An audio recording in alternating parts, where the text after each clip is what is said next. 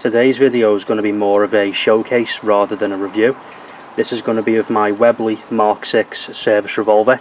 This one is in the exhibition finish, and I will tell you straight off the bat, I did not buy this to shoot, although you will see me shooting it in some footage a little bit later on. I bought this when they very first came out a couple of years back, and they were next to impossible to buy. They were going routinely for about £220 to £250. My local shop got a couple of these in for £200. Most of them were the BB variant, which I never wanted. This one is the 177 pellet. Now, you probably don't need much of an introduction to the Webley revolver. I mean, we've all probably grew up seeing at least one or two films where this was featured. For me, it was Zulu, quite famously used by the lieutenants in that film. The exhibition finish, for me personally, it just, I don't know, it's sort of like a gold-plated 1911, but for me, this is a little bit flashier. It's more unique. It's showing off, really, and to be honest, I quite like that. So, these are actually made under license by Webley themselves. They're produced in a factory in Thailand, but the quality on these is absolutely exceptional. So the box isn't really much to write home about, but the interesting thing on the back is there's a full list of credits of every single film or game that this revolver is actually featured in. So I just thought that was interesting. I've never really seen anything like that on a box before, and it just does add to the prestige of this particular revolver and why, when these very first came out, they were so in demand. Typically now prices have settled quite a bit. I had a little look online, there was a couple going for £160, they were the metal BB variant. So prices are coming down. I imagine that's more to do with the fact people aren't really spending money on this kind of stuff as late, and dealers just want to get rid of stock. I have obviously unboxed this before, but I just want to give you the idea of what it looks like. So, we're not interested in the box, what we actually want to see is this. As you can see, it looks absolutely stunning. It has all the original trademarks, even the original caliber markings. From what I understand, these were made under the original blueprint and guidance. So the dimensions, the weight, the feel, everything is almost one-to-one to the exact thing. The only thing that lets these down, sort of, is the plastic pistol grips, but every single CO2 replica, it doesn't matter who makes them, the pistol grips are always a bit shoddy. It's just because you're always taking them on and off. Although I do believe you can modify original Webley grips to fit these.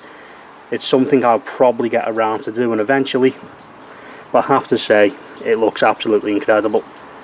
Another thing that does let it down, but I can't fault them for it, is the safety they have to include on it. This is obviously not the original. You do have some other markings here, you know, just letting you know it's 177. Thankfully, there's no warning labels or nothing like that lasered into it. So the markings that shouldn't be here, such as the caliber of the pellet and whatnot, they're kept to a minimum. And the stuff you really want to see is properly engraved into the frame of the revolver. So these just look absolutely excellent. So if you don't know much about the Webley, it's sort of a little different from what you'd imagine with a revolver.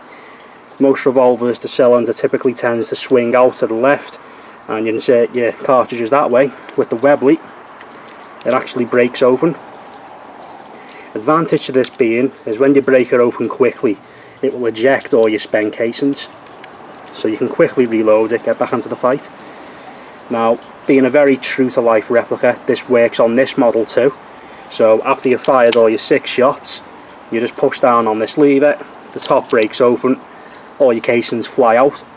But being a pellet revolver, it's not necessary to do that really, because once you've fired all your 6 pellets, you can just keep the casings in and you can just whack your pellets in like that, close it back up and you're good to go. But if you want the authenticity, you know, it is good to break it open quick and the pellets fly out. I'm not going to do it on camera because they'll go everywhere. You will see me do it though when I'm actually shooting it in a minute. So actual specifications for this thing. Mine's roughly putting out about 3.5 to 4 foot-pounds.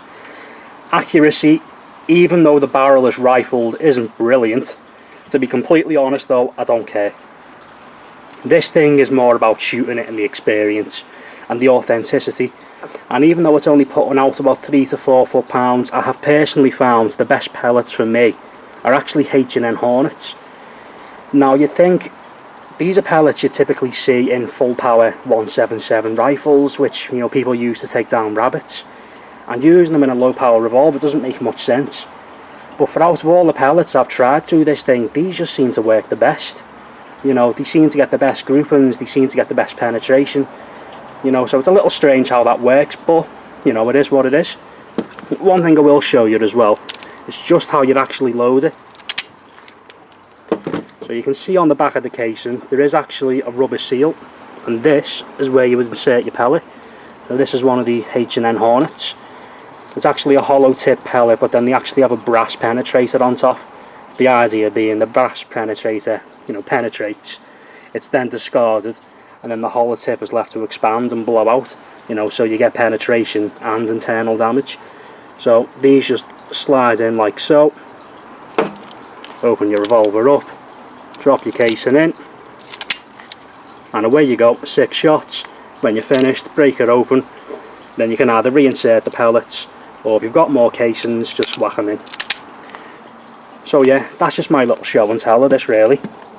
I couldn't care less if it was not a particularly accurate shooter, whether it's not the most powerful. To me, it just looks absolutely excellent. It's a true to life replica, it feels, it looks great. So now I'm just going to cut to me actually shooting the thing with no commentary, and that'll be the end of the video after that. So cheers for watching this one. Stay tuned, I have got some more stuff coming soon.